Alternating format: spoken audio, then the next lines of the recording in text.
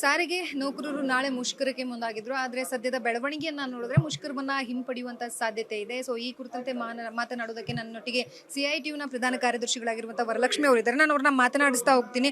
Madam, ಇವತ್ತು ಈ ಬೆಳವಣಿಗೆಯನ್ನ ನೋಡಿದ್ರೆ ಈಗ ಒಂದು ರೀತಿಯಲ್ಲಿ ಹೈಕೋರ್ಟ್ ಆದೇಶವನ್ನು ಹೊರಡಿಸಿದೆ. ಇದರ ಮಧ್ಯದಲ್ಲಿ ನಾಳೆ ಏನಾದರೂ ನಿಮ್ಮ ಹೋರಾಟವನ್ನ ಹಿಂಪಡಿತೀರಾ? ಯಾವ ರೀತಿಯಾಗಿ ನಿಮ್ಮ ಬೆಂಬಲ ಇರುತ್ತೆ? ಮೇಡಮ್, ಈಗ ಹೈಕೋರ್ಟ್ PIL ಕೊಟ್ಟಿರೋದ್ರಿಂದ, ಇದು ಸ್ಟೇ ಕೊಟ್ಟಿರೋದ್ರಿಂದ ಅದನ್ನು ಗೌರವಿಸಲೇಬೇಕು. ಯಾಕಂದರೆ ನಾವು ಈ ನೆಲದ ಪ್ರಜೆಗಳೇ. ಆದರೆ ನಾನು ಹೇಳುವಂಥದ್ದು, PIL ಅನ್ನು ಹೋರಾಟಗಳಿಗೆ ವಿರುದ್ಧದ ತಂತ್ರವಾಗಿ ಇದನ್ನು ಬಳಕೆ ಮಾಡಬಾರ್ದು. ಯಾರ ಹೋರಾಟ? ರೈತರದು, ಕಾರ್ಮಿಕರದು ಚಳುವಳಿಗಳು ಬಂದಾಗ. ಈಗ ರಸ್ತೆ ಸಾರಿಗೆ ನೌಕರರು ಯಾಕೆ ಕೇಳ್ತಾ ಇದ್ದಾರೆ? ಅವರ ಅಗ್ರಿಮೆಂಟು 2023 ಡಿಸೆಂಬರ್ಗೆ ಸಸ್ಪೆಂಡ್ ಆಗಿದೆ. 2024 ಜನವರಿಯಿಂದ ಅಗ್ರಿಮೆಂಟ್ ಆಗಬೇಕು. ನೀವು ಸರ್ಕಾರ ಒಂದು ಮಾಡೆಲ್ ಮ್ಯಾನೇಜ್ಮೆಂಟ್ ಮತ್ತು ಸರ್ಕಾರ ಅನ್ನುವಂಥದ್ದು ಒಂದು ಕಲ್ಯಾಣ ಕಾರ್ಯಕ್ರಮಗಳ ಗುಣವನ್ನು ಒತ್ತಿರಬೇಕು. ಮತ್ತು ನಮ್ಮ ದೇಶದ ಸಂವಿಧಾನದ ಪ್ರಕಾರ ವೆಲ್ಫೇರ್ ಪ್ರೋಗ್ರಾಮ್, ವೆಲ್ಫೇರ್ ಸ್ಟೇಟ್ ಅಂತ ಹೇಳಿ ನಾವು ಕರಿತೀವಿ. ಆ ಥರದ ಒಂದು ಮಾಡೆಲ್ ಮ್ಯಾನೇಜ್ಮೆಂಟ್ ಆಗಿರುವಂಥ ಸರ್ಕಾರ, ನೀವು ಅವರ ಡಿಮ್ಯಾಂಡ್ ಇದು ಸಸ್ಪೆಂಡ್ ಆದ ಕೂಡಲೇ ಹೊಸ ಬೇಡಿಕೆ ಅವರನ್ನು ಕರೆದು ಕೂರಿಸಿ, ನೋಡಪ್ಪ ನೀವು 25% ಕೊಡ್ತಾ ಇದ್ದೀರಿ, ನಮ್ಗೆ ಅಷ್ಟು ಕೊಡೋಕ್ಕಾಗಲ್ಲ, 20%, 22 ಅಥವಾ ಇನ್ನೆಷ್ಟೋ ನಾವು ಕೊಡ್ತೀವಿ ಅಂತ ಹೇಳಿ ಒಂದು ಅಭಿಪ್ರಾಯಕ್ಕೆ ಬಂದರೆ ಮುಗ್ದೋಗ್ತಾ ಇತ್ತು.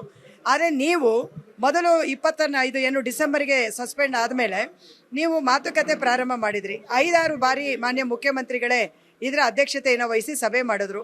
ಎಷ್ಟು ಅಂತ ಅಮೌಂಟನ್ನು ನೀವು ಅನೌನ್ಸ್ ಮಾಡಲೇ ಇಲ್ಲ. ಅನೌನ್ಸ್ ಮಾಡಿದ್ದು ಯಾವಾಗ? ಮುಷ್ಕರಕ್ಕೆ ಹೋಗ್ತೀವಿ ಅಂದಮೇಲೆ. ಮುಷ್ಕರಕ್ಕೆ ಹೋಗ್ತೀವಿ ಅಂದಾಗ ಆವಾಗ ಎಸ್ಮಾ ನೀವು ರೀಟ್ರೇಟ್ ಮಾಡಿದ್ರಿ, ಮತ್ತು ಕೋರ್ಟಿಗೆ ಹೋದ್ರಿ, PIL ತಂದ್ರಿ. ಆವಾಗ ಈ ಮುಷ್ಕರವನ್ನು ತಣ್ಣಗೆ ಮಾಡಿಸಿದ್ರಿ. ಮತ್ತೆ ಅವರು ಅದನ್ನು ಸಾವರಿಸ್ಕೊಂಡು ಆಯಿತು ಮಾತುಕತೆ ಮಾಡ್ತಾರೆ ಅಂತ ಹೇಳಿದಾಗ ಆ ಮಾತುಕತೆಯಲ್ಲಿ ಬಂದಿದ್ದೆಷ್ಟು? 12.5%. ಆಯಿತಾ? ಈ 12.5% ಎಲ್ಲಿಗೆ ಸಾಕಾಗುತ್ತೆ? ನಿಮಗೆ ಗೊತ್ತಿರಬೇಕು, ಕೇವಲ 3,000 5 ಸಾವಿರ ರೂಪಾಯಿ ಮಾತ್ರನೇ ಇವರಿಗೆ ಹೆಚ್ಚಳ ಆಗೋದು, ಟೋಟಲ್ ಎಲ್ಲ ಬೆನಿಫಿಟ್ ಸೇರಿ. ಓಕೆ, 4 ವರ್ಷದ ನಂತರ ಕೇವಲ 3,000 5 ಸಾವಿರ ರೂಪಾಯಿ ಹೆಚ್ಚಳ ಆದರೆ ಯಾವ ಕಾರ್ಮಿಕರು ಕೇಳ್ತಾರೆ? ಅದು ಕೂಡ ನೀವು ಕೊಡೋದು ಯಾವಾಗ? 15 ತಿಂಗಳು ಬಿಟ್ಟುಬಿಟ್ಟು ರಿಟ್ರಾಸ್ಪೆಕ್ಟಿವ್ ಅಂತ ಕರಿತೀವಿ ನಾವು. ಅದಕ್ಕೆ ಹಂಗೆ ಕೊಡಲ್ಲ, ಎಲ್ಲವೂ ಕೂಡ ಮುಂದೆ ಯಾವ ಡೇಟ್ ನಾವು ಹೇಳ್ತೀವಿ ಆ ಡೇಟಿಂದ ಕೊಡ್ತೀವಿ ಅಂತ ಹೇಳ್ತಾ ಇದ್ದಾರೆ. ಇದನ್ನು ಅವರು ಇವತ್ತು ವಿರೋಧ ಮಾಡ್ತಾ ಇದ್ದಾರೆ. ಹಾಗಾಗಿ 12.5% ಸಾಕಾಗಲ್ಲ ಅಂತ ನೀವು ನಿಮಗೆ ಎಷ್ಟು ಕೊಡೋಕ್ಕಾಗತ್ತೆ ಅವ್ರನ್ನ ಕರೆದು ಕನ್ವಿನ್ಸ್ ಮಾಡಿ, ಆಯ್ತಪ್ಪ ನಾವು ಕೊಡ್ತೀವಿ ಹೋಗಿ ಅಂತ ಹೇಳಿ ಮುಗಿಸ್ದಿರ ಹಿಂಬಾಗಿಲಿನ ಮುಖಾಂತರ ಈ PILಗಳನ್ನ ಯಾರ್ದೋ ಮುಖಾಂತರ ಹಾಕ್ಸೋದು, ಎಸ್ಮಾ ತರೋದು, ಕಾರ್ಮಿಕ ಇಲಾಖೆಯನ್ನು ಮಧ್ಯಪ್ರವೇಶ ಮಾಡಿಸೋದು ಅಂತೂ, ಪೊಲೀಸ್ನ ಮಧ್ಯಪ್ರವೇಶ ಇದರಿಂದ ಏನು ಉಪಯೋಗ ಆಗುತ್ತೆ? ಕಾರ್ಮಿಕರು ಇನ್ನೊಂದಷ್ಟು ಆಕ್ರೋಶಗೊಳ್ತಾರೆ. ಆಯಿತಾ? ನೀವಿವತ್ತು ಅವ್ರನ್ನ ಬೀದಿಗೆ ಬರಲಿಕ್ಕೆ ಬಿಡದೆ ಇರಬಹುದು, ಆದರೆ ಅವ್ರು ಬರದೇ ಇರ್ತಾರೆ. ಹಂಗಾಗಿ ಈ ಸತ್ಯವನ್ನು ನೀವು ಅರ್ಥ ಮಾಡ್ಕೊಳ್ಬೇಕು. ಇವತ್ತು ಸಾಧನಾ ಸಮಾವೇಶ ಮಾಡ್ತಾ ಇದ್ದೀರಿ. ಈ ಸಾಧನಾ ಸಮಾವೇಶದಲ್ಲಿ ಏನು ಹೇಳ್ತೀರಾ? ನೀವು ಶಕ್ತಿ ಯೋಜನೆಯನ್ನು ತರ್ತೀರಾ. ಶಕ್ತಿ ಯೋಜನೆ ಹೆಂಗೆ ಯಶಸ್ಸಾಗಿದೆ? ಈ ಕಾರ್ಮಿಕರ ಮುಖಾಂತರ ಯಶಸ್ಸಾಗಿದೆ. ಕೇರಳದಲ್ಲಿ ಇವತ್ತು ನೀವು ಶಕ್ತಿ ಯೋಜನೆಯ ಮುಖಾಂತರವಾಗಿ ನೀವು ಇವತ್ತು ಅಧಿಕಾರವನ್ನು ಇಟ್ಕೊಂಡಿದ್ದೀರಾ.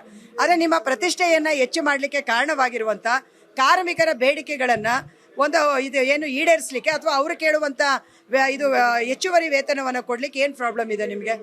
ನಿಮ್ಮ ಹತ್ರ ಹಣಕಾಸು ಇಲ್ಲವಾ?